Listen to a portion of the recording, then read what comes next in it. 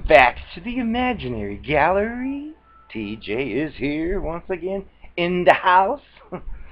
Tonight's topic was actually a suggestion by the one and only Sasha Sloan. She suggested this, and I have plenty to say about it, so here we go. What it is the relationship between addiction and narcissism / sociopathy / any of the cluster B monsters. Because there's definitely a relationship going on which involves addiction of two different types. And I'm going to go over each one from each viewpoint. Because, again, I have the ability to see things from my side and from someone else's side, unlike some other people out there that are always right and retarded. So we'll start with addiction, and we'll start with let's start with the narcopath, the narcissist. The narcissist, as we've heard elsewhere, is addicted to narcissistic supply, which is basically the oxygen that fills his or her lungs with life, makes him or her feel something because they're so empty inside. Besides their primitive hatred, jealousy, anger, emotions, they need something to stimulate them because they don't have anything else. Well, the narcissist, again, I say narcissist, you know what it means. It means any of the monsters or creatures. But basically, the narcissist or other, this person is addicted to that supply. We mentioned narcissistic supply. So what they do is they're hooked on it. They've got to have it, which, again, it covers all spectrums. Narcissistic supply could be just a regular person they have access to all the time, to be with, or spend time with, or use things from, like their house and their car and whatever else. The point is, we've covered those things in other videos, but they're hooked on it. They've got to have this constant attention. And chances are, if you were involved with one, you were providing like a steady stream of this. Well, for the narcissistic personality disorder, they've got to have this. They cannot just they could never imagine just living their life day to day on their own, doing their own thing. That's just not in the cards for these people. They have to have things going on because, again, they're hooked. So what they have to do to obtain this is, you could kind of think of it like a vampire. The vampire needs blood from humans in order to feel alive, so it systematically finds humans to feed off of. Well, of course, the cluster B creature we're talking about would never come to you and say, "Hi, I need a source of supply." Would you be that? They would never say that. They have to cloak it in other terms, like, I want this one. It's got a lot of money. I've got 3 others lined up for the rest of the week, but this one will do for tonight. And they actually do things. They think things like this, which they would never say to you or the other 3 or 4 people. But that's what's going on, because they are like an addict. Picture a drug addict who's unemployed. Well, they don't have any money to go buy drugs, so what do? They would go find a person to give them drugs, and they would flatter that person. They would do what the narcissist does, which is basically zero in on every little detail of someone's life, pick up any insecurity, pick up on any need or want, and like in overdrive, go after every single one of them to prove how wonderful this person is, so you will then give them what they need. Well, it's the same type of thing here. And again, they play all their games, based on the things you've revealed and they've noticed in your home or your life. They're going after it all because they need you. They feed off of you. And it doesn't matter if it's the beginning stage when they feed off you by seeing you every day, or later when you figure them out and start pointing out the inconsistencies. he gets off on that too. That's another source of oxygen or supply, because it's creating negative energy and emotions in you. But anyway, he's hooked. He's sick, or she. They're sick. They want to feed off of trouble or the fact that they're getting away with fooling you. Either way, both provide that drug, which is he or she is a drug addict and has to go create these situations in order to obtain this drug. It's not like you go to the store and give them $1 and buy a bottle of pills. They have to go into character, put their masks on, and get things in a different way. And they, of course, pride themselves in their wonderful abilities to scam people, because the fact is this: these people have spent their whole life, probably since childhood, mastering the art of getting things from people who would never give things to him or her if they knew what he was really about. But that's, again, something they have to hide, kind of like a person with a drug addiction hides it, but then sneaks off and takes the drugs and then goes back into reality. Oh, I'm not on drugs. Same type of thing. They're like, again, compartmentalized lives, so you won't see the other parts that exist. You'll only maybe pick up on examples of things that occurred because of it, but they'll never be fully disclosed to you, so you'll be like left in the dark. But again, we're talking about the narcissist now and their addiction. So basically, their rule with this is get whatever they want at any cost, and the ends justify the means no matter what it takes, which is very different from many other people's viewpoints. Other people, for example, like if I want a job to work here. I think I have 4 years experience. I'd be good for it. I'm going to try. But if someone comes along that has 30 years experience and they're better and they get it, I'll be like, oh, well, that was meant for them. But these narcissist people will not have that. If they want that job, they will get it. And if they don't, they will destroy everyone around it in a covert manner, because they think they need it, and if they don't get it, well, someone's going to pay. But the narcissist has to have this supply. It has to have, and if it can't get the original desired version, well, it'll find some other way to get their supply. If you don't accept their scam, well, then they're going to destroy you and laugh at you when you're suffering. And again, that's the way this stuff works. And we're using this as the first example because I like to compare it to businesses. The narcissist, or otherwise cluster B, would represent a crooked business. A crooked business who promises you a great product even though they know it's faulty and broken. They are not ethical. But you'll never know that. Just like if you go to the business and say, you sold me a bad product. Are you a bad business? Of course they would say, no, it's phony. Same thing with these people. So they will basically take whatever, or do whatever it takes to obtain that supply. And that includes deception, falsification, scams, lies, even lies that can be proven, because even if they lie and you catch them, that gives them another source of supply because you caught them, and they'll just pretend like, oh, no, you're wrong. And again, all of this gives them this charge, this oxygen, which is judgmental to say is sick, but that's what they do. So that's the first half of this addiction. They're hooked on reactions, attention, like a kid, whether it's positive attention or negative. They don't care. As long as they're getting attention, they're high. So then we switch over to the target, not the victim, but the target. The target's a little bit different. The target's not hooked on anything. The target's just taking in this narcissist who's entered their life and is like just in real life. They're not fantasizing or pretending. But we're going to switch back and forth a little bit because the narcissist knows. I told you, he's studied, or she's studied humans and knows what they want, plus the basics. Probably anybody who grows up in this world dreams of one day meeting someone who really understands them, but has tried and failed repeatedly throughout their life and maybe even gotten abused.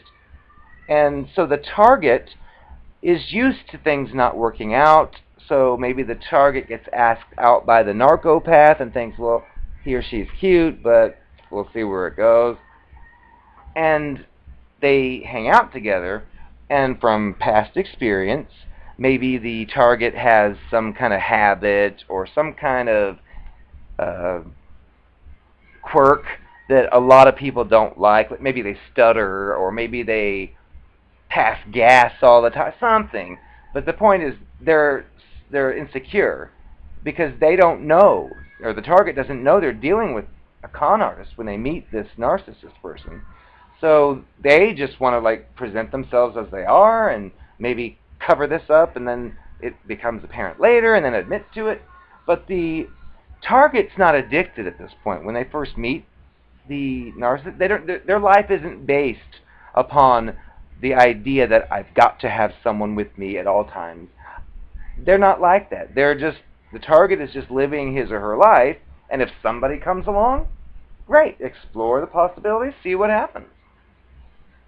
Well, what ends up happening with this poor target is, because the narcissist is like in like supersonic speed mode, wants to skip all the normal things like in my real life when I meet somebody new.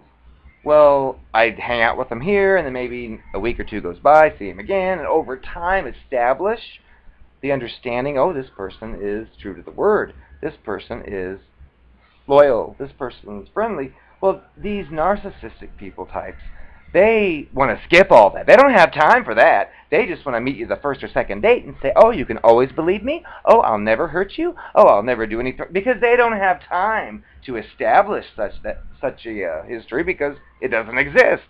But they want to like skip it by like, oh, you can trust me anytime. And it's phony. But anyway, the target is taking this all in, and maybe even from past abuse experience knows that, you know what, this seems a bit too good to be true. But the narcopath is so skilled at deflecting, or at...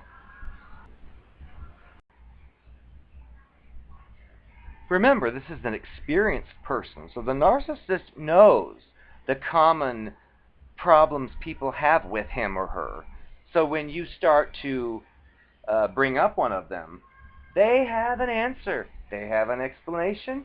They have a way to gaslight you into thinking that you are just being too sensitive. So if you try to get like a reality check, like even if you say like, it's great you brought me this fancy dinner tonight, but I was with you Monday, Tuesday, and Wednesday, and Thursday, and you're asking me now to go out with you on the weekend? What's going on? And again, any attempt you try to like debunk this fraud, they have a line for it.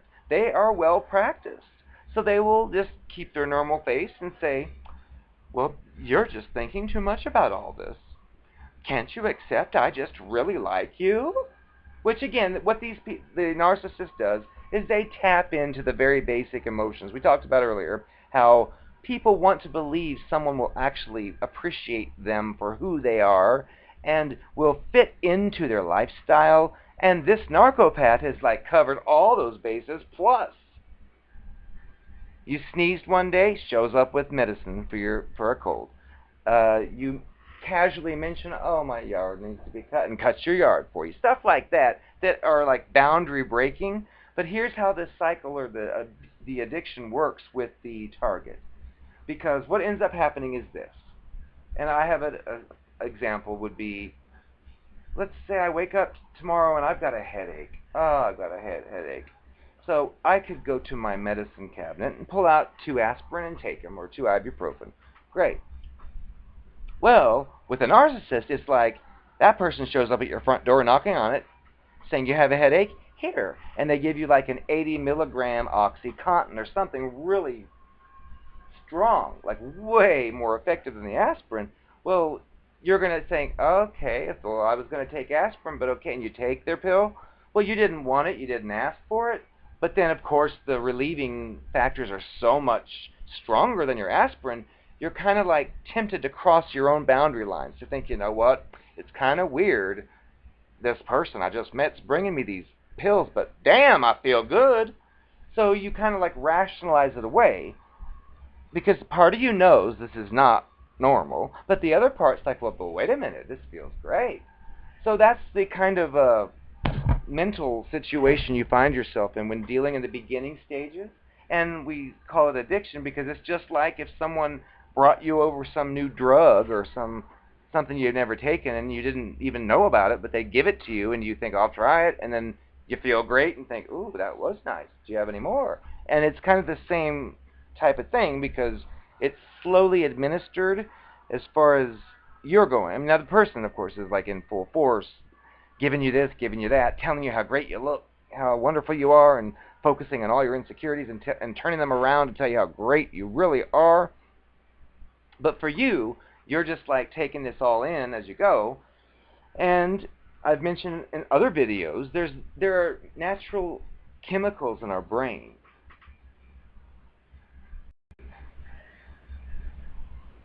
And because most human beings have certain basic desires, one is to be appreciated, one is to be valued, one is to be loved and cared for, but throughout our lives we usually go through people and situations and realize, you know what, that's a great idea, but it doesn't usually happen. Yet when you've met this narcopath, it seems like every single thing is happening.